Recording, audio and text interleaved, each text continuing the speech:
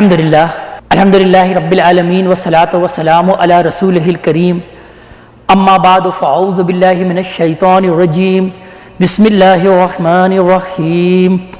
وَإِذَا ضَرَبْتُمْ فِي الْأَرْضِ فَلَيْسَ عَلَيْكُمْ جُنَاحٌ أَن تَقْصُرُوا مِنَ الصَّلَاةِ إِنْ خِفْتُمْ أَن يَفْتِنَكُمُ الَّذِينَ كَفَرُوا إِنَّ الْكَافِرِينَ كَانُوا لَكُمْ عَدُوًّا مُبِينًا صدق اللہ العظیم۔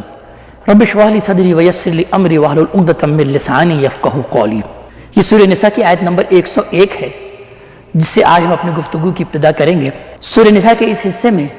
مسلمانوں کو جہاد اور جہاد کے ساتھ ساتھ ہجرت کرنے کا بھی حکم دیا گیا ہے، لہٰذا اب جب مسلمان سفر کے لیے نکلیں گے یا جہاد کے لیے نکلیں گے تو اس زمین میں جو مختلف شرعی احکامات ہیں وہ اللہ تعالیٰ بھی ساتھ ساتھ اس کو بیان کر رہے ہیں۔ یعنی اس سے پہلے ہم اس بات کو دیکھ چکے کہ مسلمانوں کے ہاتھوں اگر کسی مسلمان کا غلطی سے قتل ہو جائے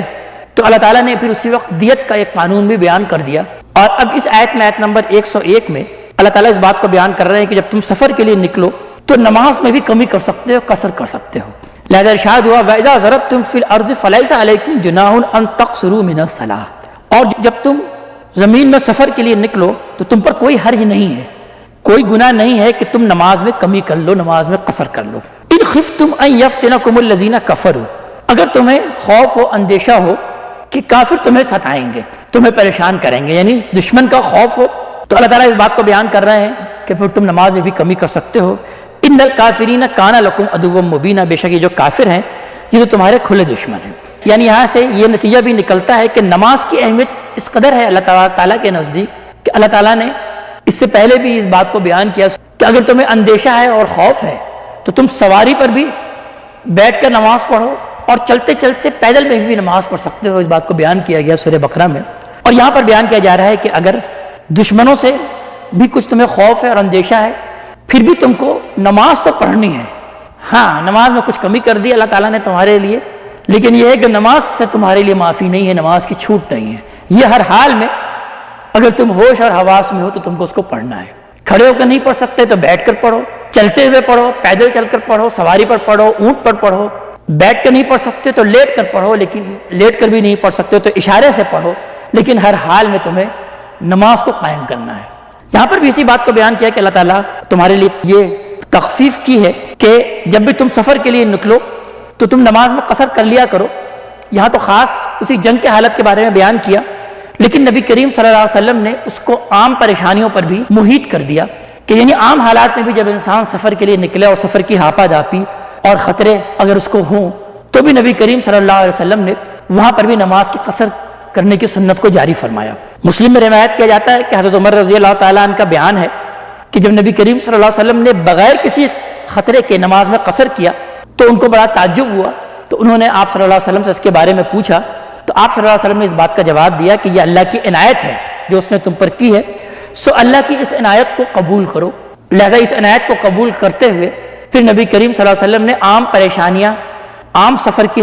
ہاپا داپی میں بھی قصر کو جاری رکھا۔ اس قصر کی جو سنت کو نبی کریم صلی اللہ علیہ وسلم نے جاری کیا وہ کچھ اس طریقے سے کیا کہ نماز کی رکعتوں میں کچھ تخفیف کی اور نماز کے اوقات میں بھی کچھ تخفیف کی۔ وہ نمازیں جو کہ 4 رکعت والی ہیں یعنی ظہر، عصر اور عشاء، اس کو آپ نے 2 کر کے پڑھا۔ مغرب چونکہ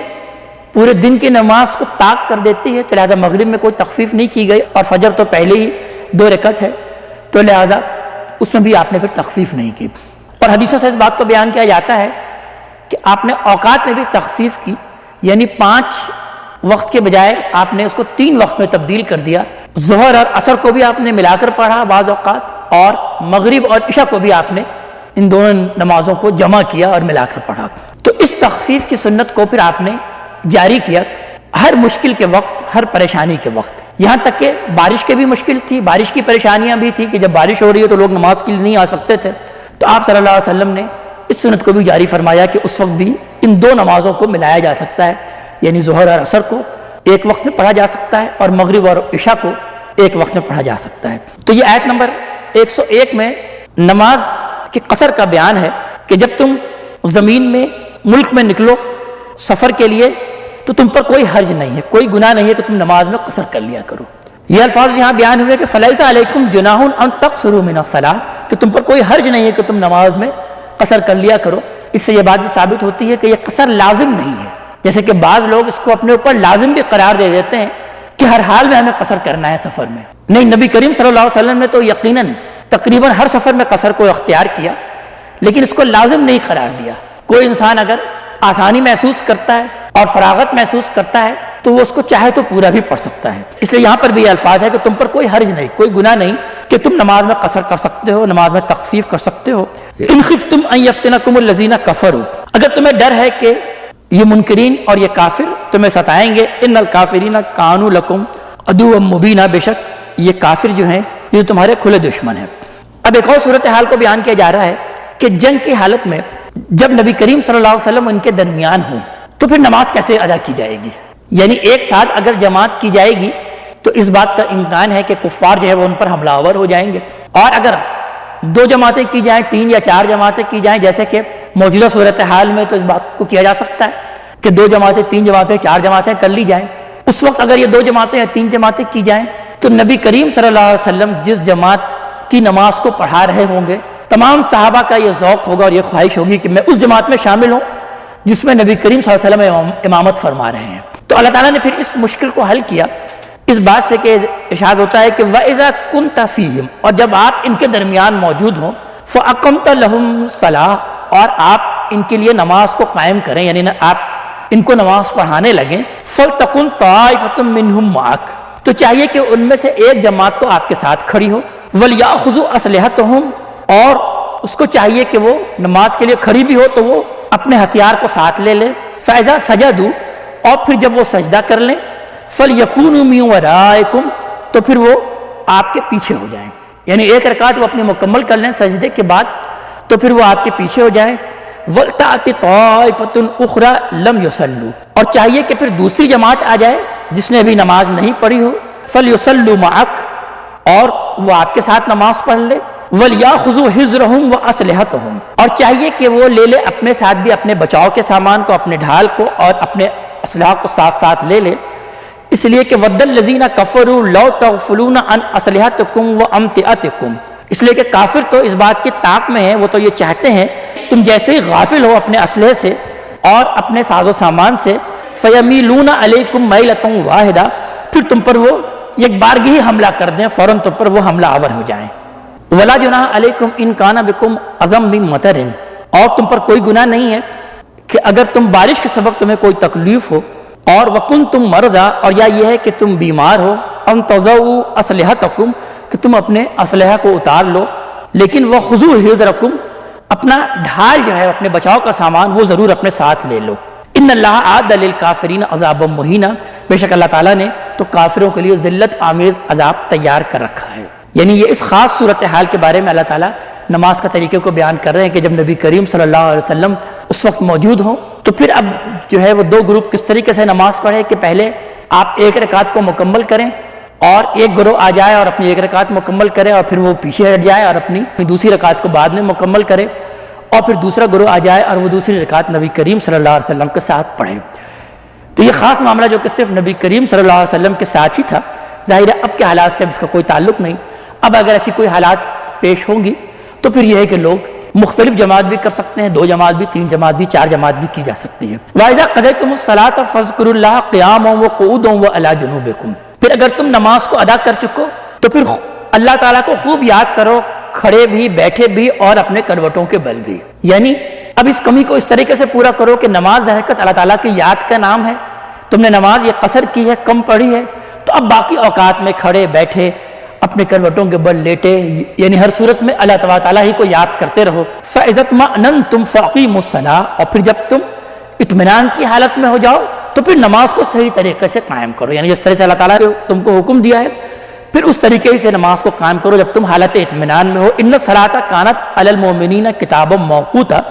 بے شک نماز تو اہل ایمان پر مقررہ اوقات میں ہی فرض کی گئی ہے، ان کے اصل اوقات میں ہی اللہ تعالیٰ نے اس نماز کو فرض کیا ہے۔ تو اس لیے بیان کیا جا رہا ہے کہ یہ تو عارضی طور پر تمہیں اس بات کو حکم دیا گیا کہ نماز میں تم تخفیف بھی کر سکتے ہو، اس کی رکعتوں میں بھی کمی کر سکتے ہو اور اس کی اوقات میں بھی کمی کر سکتے ہو، لیکن جب تم اطمینان کی حالت میں ہو، کوئی مسئلہ نہ ہو، تو بلا وجہ پھر نہ تو نماز کی اوقات میں کوئی کمی کرنی چاہیے، یعنی ان 2 نمازوں کو ملانا چاہیے بلا وجہ، اور نہ ہی اس کی رکعت میں تمہیں کوئی کمی کرنی چاہیے، اس لیے کہ ان الصلاۃ کانت علی المؤمنین کتابا موقوتا، کہ بے شک نماز تو اہل ایمان پر ان کے مقررہ اوقات میں ہی فرض ہے۔ ولا تہینوا فی ابتغاء القوم، اور کفار کا تعاقب کرنے کے لیے ہمت مت ہارو، کم ہمت مت بنو۔ ان تکونوا تعلمون فانہم یعلمون کما تعلمون، اگر تمہیں کوئی تکلیف پہنچ رہی ہے اس جنگ کی حالت میں تو جان لو کہ انہیں بھی اسی طریقے سے تکلیف پہنچ رہی ہے جیسے کہ تمہیں تکلیف پہنچ رہی ہے، یعنی وہ بھی تو تکلیف اٹھاتے ہوئے تمہارے مد مقابل آئے اور تم سے جنگ کرنے کے لیے آئے ہیں، تو اگر تمہیں کوئی دکھ پہنچ رہا ہے تو انہیں بھی دکھ پہنچ رہا ہے۔ لیکن وَتَرْجُونَ مِنَ اللَّهِ مَا لَا يَرْجُونَ، تم تو اللہ تعالیٰ کی رضا کے امیدوار ہو، تم اللہ تعالیٰ سے اس جنگ کا ایک اچھا بدلہ تمہیں ملنے والا ہے اس جہاد کی بسبب، اور ان کا تو معاملہ یہ ہے کہ وہ ان کو تو اس کی بھی کوئی امید نہیں ہے کہ آخرت میں اس کا کوئی ان کو بدلہ ملے گا، لیکن پھر بھی وہ تکلیف سہتے ہوئے اور جنگ کرتے ہوئے آئے ہیں تم سے مقابلہ کرنے کے لیے۔ تو اللہ تعالیٰ اس طرح سے تسلی دے رہے ہیں کہ اگر آج تمہیں کوئی تکلیف پہنچ رہی ہے اس جہاد کی راہ میں، اللہ تعالیٰ کی اس راہ میں، تو جان لو کہ ان کفار کو بھی تکلیف پہنچ رہی ہے، اور تم تو اللہ سے اچھے اجر کی امیدوار ہو، ان کو ایسی کوئی امید بھی نہیں ہے۔ وَقَانَ اللَّهُ عَلِيمًا حَكِيمًا، بے شک اللہ تعالیٰ تو بہت علم والا ہے اور کمال حکمت والا ہے۔ منافقینی کے طرز عمل کا تذکرہ کیا جا رہا ہے آگے اگلی آیات میں کہ اِنَّا أَنزَلْنَا إِلَيْكَ الْكِتَابَ بِالْحَقِّ، کہ بے شک ہم نے آپ پر یہ کتاب نازل کی ہے حق کے ساتھ، لِتَحْكُمَ بَيْنَ النَّاسِ بِمَا أَرَاكَ اللَّهُ، تاکہ اللہ نے جو آپ کو دکھایا ہے اس کے مطابق آپ لوگوں کے درمیان فیصلہ کریں، یعنی ان میں کون مخلص ہیں اور کون منافق ہیں یہ اللہ تعالیٰ نے جو آپ پر نازل کیا ہے اسی کے مطابق آپ فیصلہ کر سکتے ہیں۔ وَلَا تَكُن لِّلْخَائِنِينَ خَصِيمًا، اور آپ مت ہو جائیں خیانت کرنے والوں کے طرفدار، یعنی ان کے حمایتی مت بن جائیں جو کہ خائن ہیں۔ وَاسْتَغْفِرِ اللَّهَ، اللہ تعالیٰ سے استغفار کرتے رہیں، بخشش اللہ ہی سے مانگیں۔ ان اللہ کان غفور الرحیم، بے شک اللہ تعالیٰ تو بہت بخشنے والا ہے اور رحم کرنے والا ہے۔ یعنی بظاہر تو نبی کریم صلی اللہ علیہ وسلم کو خطاب کیا جا رہا ہے، لیکن اصلاً جو ہے وہ در حقیقت منافقین ہی مخاطب ہیں جو کہ خیانت بھی کر رہے ہیں، دھوکے باز بھی ہیں۔ اللہ تعالیٰ بیان فرما رہے ہیں کہ ان کی آپ ہرگز حمایتی نہ بنیں۔ وَلَا تُجَادِلْ عَنِ الَّذِينَ يَخْتَأْنُونَ أَنفُسَهُمْ، تو آپ ان کی طرف سے جھگڑا نہ کریں جو اپنے تئیں خیانت کر رہے ہیں، اپنے آپ سے جو خیانت کر رہے ہیں۔ ان اللہ لا يحب من کان خوانا اثیما، بے شک اللہ تعالیٰ دوست نہیں رکھتا جو کہ خائن ہے اور گنہگار ہے، حق تلفی کرنے والا ہے، اللہ تعالیٰ ایسے لوگوں کو پسند نہیں کرتا۔ یستخفون من الناس، یہ لوگوں سے تو چھپ سکتے ہیں، ولا یستخفون من اللہ، مگر یہ اللہ تعالیٰ سے ہرگز نہیں چھپ سکتے۔ وَهُوَ مَعَهُمْ، اللہ تعالیٰ تو ان کے ساتھ ہوتا ہے، وہ ہمیشہ ان کے ساتھ ہے۔ اِذْ يُبَيِّتُونَ مَا لَا يَرْضَىٰ مِنَ الْقَوْلِ، جبکہ وہ مشورہ کر رہے ہوتے ہیں، سرگوشی کر رہے ہوتے ہیں اس چیز کے بارے میں جو اللہ تعالیٰ کو پسند نہیں ہے، اللہ کی مرضی کے خلاف جب یہ سرگوشی کرتے ہیں، راتیں بتاتے ہیں اور مشورے کرتے ہیں، اس وقت بھی اللہ تعالیٰ ان کے ساتھ ہوتا ہے۔ وَكَانَ اللَّهُ بِمَا يَعْمَلُونَ مُحِيطًا، اور جو بھی وہ عمل کر رہے ہیں اللہ تعالیٰ نے اس کو گھیرے میں لیا ہوا ہے، اللہ تعالیٰ نے اس کو احاطہ، اس کا سب کا احاطہ کیا ہوا ہے۔ ہا انتم ہؤلاء جادلتم عنہم فی الحیاۃ الدنیا، مسلمانوں کو مخاطب کر کے کہا جا رہا ہے کہ یہ تم ہے وہ لوگ جو کہ تم نے جھگڑا کیا ہے ان کی طرف سے اس دنیا کی زندگی میں۔ فَمَن يُجَادِلُ اللَّهُ عَنْهُمْ يَوْمَ الْقِيَامَةِ، تو کون ہے جو کہ اللہ سے جھگڑا کرے گا روز قیامت ان کی طرف سے، یعنی قیامت کے دن کس کا زور ہے کہ جو اللہ تعالیٰ کے حضور ان کی طرف سے جھگڑا کرے گا۔ یعنی دنیا میں تو تم ان کے حق میں بہت بول رہے ہو، ان منافقین کے حق میں، کہ ان کے ساتھ یہ معاملہ نہیں ہونا چاہیے، ان کے ساتھ نرم رویہ اختیار کرنا چاہیے، تو دنیا میں تو تم جھگڑ سکتے ہو، کیا آخرت میں بھی تم اللہ تعالیٰ کے حضور ان کے حق میں جھگڑا کرنے کی پوزیشن میں ہوگے؟ اَمَّن يَكُونُ عَلَيْهِمْ وَكِيلًا، یا کون ہوگا جو کہ اس کا ذمہ دار بنے گا؟ وَمَن يَعْمَلْ سُوءًا أَوْ يَظْلِمْ نَفْسَهُ، تو جو کوئی بھی برا عمل کرتا ہے یا اپنی جانوں پر ظلم کرتا ہے، یعنی گناہ کو اللہ تبارک تعالیٰ قرآن حکیم اسی طریقے سے تعبیر کرتے ہیں کہ گویا کہ وہ اپنی جانوں پر ظلم کر رہا ہے جو بھی کوئی گناہ کرتا ہے۔ ثم یستغفر اللہ، پھر وہ اللہ تعالیٰ ہی سے اگر وہ بخشش چاہے، یجد اللہ غفور اور رحیم، تو اللہ تعالیٰ کو بہت بخشنے والا اور رحم کرنے والا پائے گا۔ یعنی ان منافقین سے اگر کوئی غلطی ہو گئی ہے اور اس غلطی کی وہ بخشش چاہتے ہیں اللہ تعالیٰ سے اور استغفار کرتے ہیں، تو اللہ تعالیٰ ان کے گناہوں کو معاف کرنے والا ہے۔ یہ گناہ کرنے کے بعد پھر اس برائی پر اور زیادہ کیوں اڑ جاتے ہیں؟ یعنی منافقین کا معاملہ یہی ہے کہ وہ گناہ پر در حقیقت اصرار کرنے لگ جاتے ہیں۔ اگر وہ گناہ کرنے کے بعد فوراً توبہ کر لیں تو اللہ تعالیٰ ان کے گناہوں کو معاف کرنے والا ہے اور بہت بخشنے والا ہے اور رحم کرنے والا ہے۔ وَمَن يَكْسِبْ إِثْمًا فَإِنَّمَا يَكْسِبُهُ عَلَى نَفْسِهِ، تو جو کوئی بھی گناہ کمائے گا تو اس کا وبال تو پھر وہ اسی پر ہی آتا ہے، اسی پر آئے گا اس کا وبال۔ وَكَانَ اللَّهُ عَلِيمًا حَكِيمًا، اور بے شک اللہ تعالیٰ تو بہت علم والا ہے اور کمال حکمت والا ہے۔ وَمَن يَكْسِبْ خَطِيئَةً أَوْ إِثْمًا، تو جو کوئی بھی کمائے کوئی گناہ، ثُمَّ يَرْمِ بِهِ بَرِيئًا، اور پھر وہ اس کی تہمت لگا دے کسی بری پر، کسی ایسے شخص پر جو کہ بے گناہ ہے، یعنی ان کا معاملہ یہی ہے کہ ان سے غلطی ہوتی ہے، ان سے خطا ہوتی ہے۔ چاہیے تو یہ تھا کہ اپنی غلطی کا وہ یہ اعتراف کرتے، اپنے گناہوں کی معافی مانگتے، لیکن وہ اپنی غلطی اور اپنی خطا کا الزام ایک عام بے گناہ مسلمان پر وہ کر دیتے ہیں۔ تو اس بات کو بیان کیا جا رہا ہے کہ جو کوئی بھی گناہ کرتا ہے، خطا کماتا ہے اور اس کا الزام کسی بے گناہ پر وہ لاد دیتا ہے، تو فقد احتمل بہتانا و اسما مبینا، تو اس نے بہت برا بہتان، بہت بھاری بہتان لگا دیا اور بہت بڑا گناہ جو ہے وہ اپنے سر پر اس نے لے لیا۔ ولولا فضل اللہ علیک ورحمتہ، اور اگر نہیں ہوتا آپ پر اللہ تعالیٰ کا فضل اور اس کی رحمت، لہمت طائفۃ منہم ان یضلوک، تو ان میں سے ایک گروہ تو اس بات پر تلا ہوا ہے کہ وہ آپ کو سیدھے راستے سے بھٹکا ہی دے۔ وما یضلون الا انفسہم، اور وہ نہیں بھٹکا رہا ہے، نہیں بہکا رہا ہے مگر یہ کہ اپنے آپ کو۔ وہ آپ کو کیا سیدھے راستے سے بھٹکا سکتے ہیں، بلکہ وہ در حقیقت اپنے آپ ہی کو گمراہ کر رہے ہیں۔ وما یضرونک من شیء، اور وہ آپ کا کچھ بگاڑ نہیں سکیں گے، آپ کو وہ کس طرح راہ راست سے ہٹا سکتے ہیں۔ وانزل اللہ علیک الکتاب والحکمہ، جبکہ آپ پر اللہ تعالیٰ نے کتاب اور حکمت نازل کی، یعنی یہ الہدا، یہ ہے الہدایت، جو کہ کتاب اور حکمت کا مجموعہ ہے، شریعت اور اس کی حکمت کا مجموعہ ہے۔ کتاب کے معنی قوانین اور حکمت سے معنی ایمان اور اخلاقیات کے مضامین، جو کہ کتاب کے لیے یعنی اس قرآن حکیم کے لیے یہ لفظ تعبیر کیا جاتا ہے۔ آپ پر جب یہ قرآن حکیم نازل ہو رہی ہے، جو کہ الہدا نازل ہو رہا ہے، تو بھلا یہ آپ کو کیسے بھٹکا سکتے ہیں، راہ راست سے کیسے آپ کو دور کر سکتے ہیں۔ وَعَلَّمَكَ مَا لَمْ تَكُنْ تَعْلَمُونَ، اور اللہ تعالیٰ نے تو آپ کو وہ سکھایا ہے جو آپ اس سے پہلے نہیں جانتے تھے۔ وَكَانَ فَضْلُ اللَّهِ عَلَيْكَ عَظِيمًا، اور اللہ کا آپ پر بہت بڑا فضل ہے۔ لَا خَيْرَ فِي كَثِيرٍ مِّن نَجْوَاهُمْ، ان کے اکثر نجوہ میں، ان کے اکثر مشورے اور سرگوشیوں میں کوئی بھلائی نہیں ہوتی، یعنی یہ جو سرگوشیاں کر رہے ہوتے ہیں، مشورے کر رہے ہوتے ہیں، نجوہ جو کر رہے ہوتے ہیں، کانا پھوسی کر رہے ہوتے ہیں، عام طور پر ان میں کوئی خیر نہیں ہوتا۔ یہ شر کے کاموں ہی میں اور برائی کے کاموں میں اسی طرح کی کانا پھوسی اور نجوہ کر رہے ہوتے ہیں۔ الا من امر بصدقۃ، ہاں اس شخص کے نجوہ میں، اس شخص کی سرگوشی میں یقیناً خیر ہے کہ جو حکم دیتا ہے کسی صدقے کا، خیرات کا، او معروف، اور کسی اچھی بات کا، او اصلاح بین الناس، یا لوگوں کے درمیان صلح کرانے کے لیے کوئی سرگوشی کا معاملہ کرتا ہے، اس طرح کا کوئی نجوہ کرتا ہے، تو پھر اس کی اس سرگوشی میں یقیناً خیر ہے۔ ومن یفعل ذلک ابتغاء مرضات اللہ، تو جو کوئی بھی اللہ کی رضا حاصل کرنے کے لیے یہ عمل کرتا ہے، فسوف نؤتیہ اجرا عظیما، تو ہم ان قریب اسے بہت بڑا اجر اور بہت بڑا ثواب دیں گے۔ ومن یشاقق الرسول من بعد ما تبین لهم الہدی، اس کے برعکس جو کہ مخالفت کرتا ہے رسول کی، اس کے بعد کہ ہدایت واضح ہو چکی ہو، یعنی رسول نے اس قرآن حکیم کے ذریعے سے ہدایت کو بالکل واضح کر دیا، لیکن پھر بھی وہ جان بوجھ کر رسول کی مخالفت کرتا ہے۔ وَيَتَّبِعْ غَيْرَ سَبِيلِ الْمُؤْمِنِينَ، اور اہل ایمان کے راستے کے خلاف وہ چلے، یعنی صحابہ کرام رضی اللہ تعالیٰ عنہ کے راستے کے خلاف وہ چلتا ہے، نُوَلِّهِ مَا تَوَلَّى، تو انہیں تو ہم اسی راستے پر ڈال دیں گے جس پر یہ لوگ خود گئے ہیں۔ وَنُصْلِهِ جَهَنَّمَ، اور انہیں ہم داخل کریں گے جہنم میں۔ وَسَاءَتْ مَصِيرًا،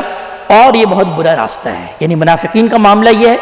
کہ وہ صحابہ کرام کے راستے کو چھوڑ کر کفار کے راستے کو اختیار کرنا چاہتے ہیں، تو اللہ تعالیٰ اس بات کو بیان کر رہے ہیں کہ پھر ایسے لوگوں کا ٹھکانہ پھر جہنم ہے، اور یہ بہت ہی بری جگہ ہے۔ تو ان کا معاملہ تو یہی ہے منافقین کا کہ وہ اہل ایمان کے راستے کو چھوڑ کر مشرکوں کے راستے کا اختیار کرتے ہیں، مشرکوں سے جا کر ملتے ہیں۔ تو لہذا شرک کی پھر دوبارہ مذمت بیان کی جا رہی ہے کہ ان اللہ لا یغفر ان یشرک بہ، کہ بے شک اللہ تعالیٰ تو اس کو ہرگز معاف نہیں کرے گا اس کے ساتھ شریک ٹھہرایا جائے، اس کے ساتھ شرک کیا جائے۔ وَيَغْفِرُ مَا دُونَ ذَلِكَ لِمَن يَشَاءُ، اور اس کو بخش دے گا جو کہ اس کے سوا ہوگا جس کو وہ چاہے گا۔ یعنی ایسا نہیں ہے کہ تمام کے تمام گناہ کی چھوٹ ہے، لیکن اللہ تعالیٰ اس بات کو بیان کر رہے ہیں کہ باقی تمام گناہ وہ جس گناہ کو چاہے گا اور جس کے لیے چاہے گا اللہ تعالیٰ اس کو تو معاف کر سکتا ہے، لیکن اس بات کو جان لو کہ شرک کو اللہ تعالیٰ کبھی معاف نہیں کرے گا۔ تم نے مشرکین کے راستے کو اختیار کر لیا ہے، تم نے رسول کی مخالفت میں اہل ایمان کے راستے کو چھوڑ کر مشرکین کے راستے پر تم چلے ہو، تو شرک کے بارے میں تم متنبہ ہو جاؤ کہ شرک کبھی معاف نہیں ہوگا جب تک کہ سچی دل سے جو ہے اس کی توبہ نہیں کی جائے گی۔ وَمَن يُشْرِكْ بِاللَّهِ، تو جو کوئی بھی اللہ تعالیٰ کے ساتھ شریک ٹھہراتا ہے، فَقَدْ ضَلَّ ضَلَالًا بَعِيدًا، تو بہت دور کی گمراہی میں چلا گیا، بہت دور کی ضلالت میں وہ چلا گیا۔ إِن يَدْعُونَ مِن دُونِهِ إِلَّا إِنَاثًا، یہ مشرک جو ہے ان کا معاملہ یہ ہے کہ وہ نہیں پکارتے ہیں، نہیں پرستش کرتے ہیں مگر یہ کہ چند دیویوں کی ہی پرستش کرتے ہیں، مؤنث کی پرستش کرتے ہیں، فرشتوں کو بھی انہوں نے اللہ کی بیٹی بنا لیا ہے، مؤنث بنا لیا، یعنی یہ صرف دیویوں کی پرستش کرتے ہیں۔ ان یدعون الا شیطانا مریدا، تو در حقیقت وہ نہیں پکار رہے مگر سرکش شیطان کو، لعنہ اللہ، اللہ نے تو اس شیطان پر لعنت کی ہے۔ وقال لاتخذن من عبادک نصیبا مفروضا، اور شیطان کا معاملہ تو یہ ہے کہ اس نے تو یہ کہا تھا کہ میں تیرے بندوں میں سے اپنا ایک حصہ لے کے رہوں گا۔ ہم اس بات کو پڑھیں گے کہ شیطان نے اس بات کو کہا تھا کہ تیرے بندوں میں سے ایک حصہ تو میں اپنے ساتھ لے کے جاؤں گا، جن کو میں بہکا کے رہوں گا، جن کو میں گمراہ کروں گا۔ اور پھر شیطان نے مزید کیا کہا کہ ولا اضلنہم، میں لازماً ان کو بہکاؤں گا، ولا امنینہم، اور میں لازماً انہیں جھوٹی تمناؤں اور جھوٹی آرزو میں مبتلا کروں گا، ان کو امانی میں مبتلا کروں گا، یعنی ان کو میں سبز باغ دکھاؤں گا، تمہارے لیے کچھ نہیں ہوگا، تم جس گروپ میں شامل ہو، تم جس گروہ میں شامل ہو، تم جس مسلک میں شامل ہو، وہ تو مسلک جو ہے وہ ہر حال میں کامیاب ہوگا، وہ تو بخشا بخشایا ہے، ان کے لیے تو ہر حال میں جنت ہے، جیسے کہ ہم سورہ بقرہ میں بھی اس بات کو پڑھ چکے اور سورہ آل عمران میں بھی، کہ ان کا کہنا یہ تھا کہ لن تمسنا النار الا ایاما معدودہ،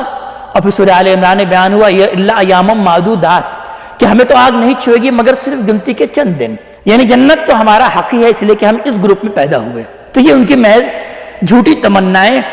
اور ان کی محض جھوٹی امیدیں اور جھوٹی آرزو ہیں، تو وہ اسی آرزوؤں میں جو ہے وہ جئیں گے۔ ولا امنینہم، میں ان کو امیدیں دلاؤں گا، ولا آمرنہم،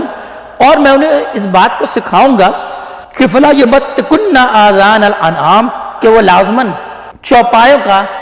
جانوروں کا کان کو چیرے، یعنی وہ جانوروں کے کان کو چیر کر اس کو بتوں کے نام پر مخصوص کر دیتے تھے، تو بتوں کے خاطر وہ جانوروں کے کان کو چیریں، یعنی وہ شرک میں مبتلا ہوں، میں ان کو شرک سکھاؤں گا۔ ولا آمرنہم فلا یغیرن خلق اللہ، اور میں انہیں حکم دوں گا، میں انہیں سکھاؤں گا کہ وہ اللہ کی بنائی ہوئی ساخت میں تبدیلی پیدا کریں، یعنی فطرت کو مسخ کرنے کی میں ان کو ترغیب دوں گا کہ انسان کو جس فطرت سلیمہ پر اللہ تعالیٰ نے پیدا کیا ہے اس کو یہ مسخ کرنے کے درپے ہوں گے۔ یہ بھی شیطان کے حربوں میں سے ایک حربہ ہے کہ شیطان انسانوں کو اس کی فطرت سے ہٹاتا ہے۔ وَمَن يَتَّخِذِ الشَّيْطَانَ وَلِيًّا مِّن دُونِ اللَّهِ، تو جس نے بھی شیطان کو دوست بنا لیا اللہ تعالیٰ کو چھوڑ کر، فَقَدْ خَسِرَ خُسْرَانًا مُبِينًا، تو وہ تو کھلے نقصان میں پڑ گیا، کھلے خسارے میں وہ شخص پڑ گیا۔ يَعِدُهُمْ وَيُمَنِّيهِمْ، شیطان کا معاملہ تو یہ ہے کہ وہ انہیں وعدے کرتا ہے، ان کو وعدے دیتا ہے اور انہیں بڑی امیدیں دلاتا ہے کہ کوئی ایسا مسئلہ نہیں ہے، یہ کوئی آخرت آنے والی نہیں ہے، اور اگر آئے گی بھی تو تم تو بخشے بخشائے ہو، تمہاری تو فلاں لوگ سفارش کر لیں گے، اور اللہ تعالیٰ تو بہت غفور الرحیم ہے، بہت بخشنے والا ہے، وہ تو تمہارے گناہوں کو معاف کر دے گا۔ اس طرح کی جو ہے وہ جھوٹی امیدیں جو ہے وہ تمہیں دلاتا رہتا ہے کہ تم کو زیادہ فکر مند ہونے کی ضرورت نہیں ہے، تمہیں تقویٰ سے جو ہے وہ دور کرتا رہتا ہے۔ اس طریقے سے شیطان تو وہ تو وعدے دیتا ہے اور امیدیں دلاتا ہے۔ وما یعدہم الشیطان الا غرورا، اور شیطان کا وعدہ نہیں ہے مگر دھوکے کا، سوائے فریب اور دھوکے کا سوا شیطان کوئی وعدہ نہیں کرتا۔ اولئک مأواہم جہنم، تو پھر یہی وہ لوگ ہیں کہ جن کا کہ ٹھکانہ ہے جہنم ہے، یعنی جنہوں نے شیطان کو اپنا دوست بنا لیا، جو شیطان کے اس نرے دھوکے اور نرے وعدے میں آ گئے، تو پھر ان کا ٹھکانہ تو جہنم ہے۔ ولا یجدون عنہا محیصا، اور وہ اس سے بھاگنے کی کوئی جگہ نہ پائیں گے، جب وہ جہنم میں ڈالے جائیں گے تو اس سے وہ بھاگنا چاہیں گے تو بھاگنے کی ان کو کوئی جگہ نہیں ملے گی۔ والذین آمنوا وعملوا الصالحات، اس کے برعکس وہ لوگ جو کہ ایمان لائے اور جنہوں نے عمل صالح کی روش اختیار کی، سندخلہم جنات تجری من تحت الانہار، ہم انہیں لازماً داخل کریں گے ایسے باغات میں جن کے نیچے ندیاں بہہ رہی ہوں گی، خالدین فیہا ابدا، اور وہ اس میں رہیں گے ہمیشہ ہمیش۔ وعد اللہ حق، یہ اللہ تعالیٰ کا وعدہ ہے جو کہ سچا ہے۔ ومن اصدق من اللہ قیلا، اور اللہ تعالیٰ سے زیادہ سچا کون ہوگا بات کے اعتبار سے، اللہ تعالیٰ زیادہ سچی بات بھلا کرنے والا کون ہوگا۔ لیس بامانیکم ولا امانی اہل الکتاب، نہ تو تمہاری امانی، نہ تو تمہاری ان جھوٹی آرزوؤں سے کچھ ہو سکتا ہے، اور نہ ان اہل کتاب کی امانی، ان کی جھوٹی آرزوؤں سے کچھ ہو سکتا ہے۔ یعنی اہل کتاب کی جو امانی ہے اس کا تذکرہ ہم سورہ بقرہ میں پڑھ چکے، کہ ان کا کہنا کیا تھا کہ وقالوا لن يدخلوا الجنۃ الا من كان هودا او نصارى تلك امانیہم، ان کا کہنا یہ ہے کہ ہرگز داخل نہیں ہوں گے جنت میں مگر وہی جو کہ یہودی ہوئے یا نصرانی ہوئے۔ تلک امانیہم، یہ ان کی امانی ہے، یہ ان کی وشفل تھنکنگ ہے، یہ ان کے من گھڑت خیال ہیں۔ یہ شیطان نے ان کو یہی آرزو میں مبتلا کر دیا کہ تم اگر یہودی ہو جاؤ گے تو جنت میں جاؤ گے، یہودیوں کو اس بات کو بیان کیا، اور یا تو نصرانی ہو گئے، نصرانیوں کو اس بات میں مبتلا کیا کہ جب تک تم نصرانی نہ ہوگے تب تک تم جنت میں نہیں جاؤ گے۔ اللہ تعالیٰ بیان فرما رہے ہیں سورہ بقرہ میں، ہم اس بات کو پڑھ چکے ہیں کہ یہ تمہاری محض امانی ہے، تمہاری محض اپنی تمنائیں ہیں، جھوٹی آرزو ہیں. قل ہاتوا برہانکم ان کنتم صادقین، لے آؤ اگر کوئی دلیل، اگر تم واقعی سچے ہو تو ذرا پھر اس دعوے کے حق میں کوئی دلیل لے کر آؤ کہ اللہ تعالیٰ نے اس بات کو کہہ رکھا ہے کہ جو بھی یہودی ہوگا یا جو نصرانی ہوگا بس وہی جنت میں جائے گا. تو اس طرح سے کسی کی امانی، کسی کی اپنی وشفل تھنکنگ سے کچھ نہیں ہوتا. لیس بامانیکم، تمہاری امانیوں سے اور آرزوں سے بھی کچھ نہیں ہوگا. ولا امانی اہل الکتاب، اور نہ ہی اہل کتاب کی امانیوں سے، ان کی وشفل تھنکنگ سے کچھ ہوگا. من یعمل سوءا یجزا بہ، تو جو کوئی بھی برا عمل کرے گا، برائی کمائے گا تو وہ اس کی سزا کو پا کے رہے گا. ولا یجد لہ من دون اللہ ولیا ولا نصیرا، اور وہ اپنے لیے نہیں پائے گا اللہ تعالیٰ کے سوا نہ تو کوئی دوست اور نہ کوئی مددگار. یعنی یہ بات جان لو کہ تمہارے اس وشفل تھنکنگ سے کچھ نہیں ہوتا. تم نے اگر کوئی بھی برائی کمائی ہے تو اس برائی کا بدلہ تو تم پا کے رہو گے، وہ برائی کی جزا تو تمہیں ملے گی، اور اللہ تعالیٰ کے سوا تمہارے لیے نہ تو کوئی دوست ہوگا اور نہ کوئی مددگار ہوگا آخرت میں. وَمَن يَعْمَلْ مِنَ الصَّالِحَاتِ مِن ذَكَرٍ أَوْ أُنثَىٰ وَهُوَ مُؤْمِنٌ، لیکن جو کوئی بھی عمل کرے گا اچھے عمل، خواہ وہ مرد ہو یا خواہ وہ عورت، بشرطے کہ وہ ہو اہل ایمان، ایمان کے ساتھ جو بھی اچھا عمل کرتا ہے، فَأُولَٰئِكَ يَدْخُلُونَ الْجَنَّةَ، تو بے شک ایسے ہی لوگ ہیں جو کہ داخل ہوں گے جنت میں. وَلَا يُظْلَمُونَ نَقِيرًا، اور ان پر تل کے برابر بھی کوئی ظلم نہیں ہوگا. وَمَنْ أَحْسَنُ دِينًا مِمَّنْ أَسْلَمَ وَجْهَهُ لِلَّهِ، اور کس کا دین اس سے بہتر ہوگا جس نے اپنے آپ کو اللہ کے حوالے کر دیا ہو. یعنی اس نے اپنے آپ کو کسی گروہ کے حوالے، کسی مسلک کے حوالے نہیں کیا ہو، اپنے آپ کو یہ نہیں کہہ رہا ہو کہ میں یہودی ہوں یا نصرانی ہوں، بلکہ وہ اللہ والا ہو، جس کا یہ دین ہو، جس نے اپنا چہرہ اللہ تعالیٰ کی طرف جھکا لیا ہو، اپنے آپ کو اللہ ہی کے سامنے جس سے سرنڈر کر دیا ہو، تو اس سے بہتر دین بھلا کس کا ہوگا. وَهُوَ مُحْسِنٌ، اور وہ احسان کی روش اختیار کرنے والا ہو، نیکوکار بھی ہو. وَاتَّبَعَ مِلَّةَ إِبْرَاهِيمَ حَنِيفًا، تو پھر پیروی کرو ابراہیم علیہ السلام کی ملت کی. یعنی ابراہیم علیہ السلام یہ نہ تو یہودی تھے اور نہ نصرانی تھے، بلکہ یہ ہے کہ وہ اللہ تعالیٰ ہی کے دین کو انہوں نے اختیار کیا، اللہ تعالیٰ کے سامنے سر تسلیم خم کیا یکسو ہو کر. تو اس لیے بیان کیا جا رہا ہے کہ ابراہیم علیہ السلام کے دین کی پیروی کرو. وَاتَّخَذَ اللَّهُ إِبْرَاهِيمَ خَلِيلًا، اور اللہ تعالیٰ نے تو ابراہیم علیہ السلام کو اپنا دوست بنا لیا تھا. وَلِلَّهِ مَا فِي السَّمَاوَاتِ وَمَا فِي الْأَرْضِ، اور اللہ ہی کے لیے جو کچھ بھی آسمانوں میں ہے اور جو کچھ بھی زمین میں ہے. وَكَانَ اللَّهُ بِكُلِّ شَيْءٍ مُحِيطًا، اور بے شک اللہ تبارک تعالیٰ تو ہر شے کو احاطے میں لیے ہوئے ہے، ہر شے کا احاطہ کیا ہوا ہے. یہاں پر آیت نمبر 126 پر سورہ نساء کا جو اصل مضمون ہے وہ اپنے ختام کو پہنچا. اب آیت نمبر 127 سے آخر تک مسلمانوں کے کچھ سوالات کے جوابات دیے جا رہے ہیں. یعنی سورہ نساء میں جو شریعت کے احکامات اللہ تعالیٰ نے بیان کیے تھے، اس ضمن میں مسلمانوں کو کچھ سوالات پیدا ہو گئے. ان سوالات کے جوابات اللہ تعالیٰ اب ان اگلی آیات میں دے رہے ہیں. یعنی یوں سمجھیں کہ سورہ نساء کا جو اصل موضوع ہے وہ تو ختم ہو گیا، اب سوال و جواب کی نشست شروع ہو رہی ہے. سب سے پہلے اس سوال کا جواب دیا جا رہا ہے کہ جو کہ اس سورہ نساء کے شروع میں مسلمانوں کو اس بات کا حکم دیا گیا تھا کہ یتیموں کی فلاح بہبود کے لیے تم ایک سے زیادہ شادیاں بھی کر سکتے ہو، اور تم ایک سے زیادہ شادیاں اور نکاح کرتے ہو تو وہ لوگ، وہ خواتین جو کہ بیوہ ہو چکی ہیں، تم ان سے نکاح کر لو. یعنی یہ سورہ نساء کی آیت نمبر 3 تھی، کچھ اس طرح سے تھی کہ وَإِنْ خِفْتُمْ أَلَّا تُقْسِطُوا فِي الْيَتَامَىٰ،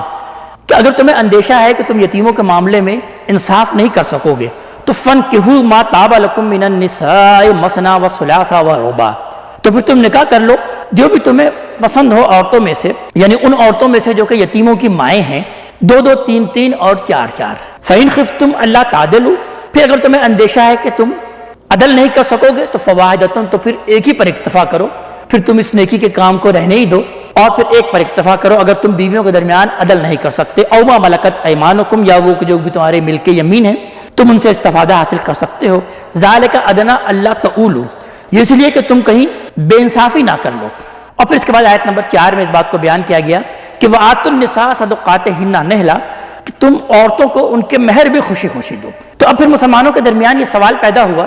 کہ یتیموں کی اصلاح اور ان کی فلاح بہبود کے لیے ہم یہ نکاح کا معاملہ کر رہے ہیں اور پھر ہم سے ساتھ ساتھ مہر کا بھی مطالبہ کیا جا رہا ہے، تو لہٰذا پھر یہ مہر کی شرط اس صورتحال میں ہمارے ساتھ نہیں ہونی چاہیے، جبکہ ہم معاشرے کی اصلاح کے لیے اور بیواؤں کی فلاح بہبود کے لیے اور یتیموں کی فلاح بہبود کے لیے یہ نکاح کا معاملہ کر رہے ہیں. تو یہ سوال پھر پیدا ہوا. اللہ تعالیٰ نے پھر ان سوال کا جواب دیا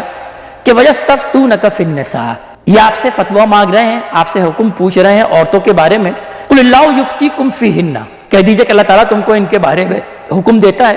اللہ تعالیٰ ان کے بارے میں تم کو بتاتا ہے، وَمَا يُتْلَى عَلَيْكُمْ فِي الْكِتَابِ فِي الْيَتَامَى النِّسَاء، وہ جو تم کو پڑھ کر سنایا گیا تھا کتاب میں یعنی قرآن حکیم میں یتیموں والی عورتوں کے بارے میں، الَّتِي لَا تُؤْتُونَهُنَّ مَا كُتِبَ لَهُنَّ، جنہیں تم نہیں دینا چاہتے جو بھی ان کا مقرر کیا ہوا مہر ہے، جو اللہ تعالیٰ نے ان کے لیے لکھ رکھا ہے تم ان کو دینا نہیں چاہتے، وَتَرْغَبُونَ أَن تَنكِحُوهُنَّ، اور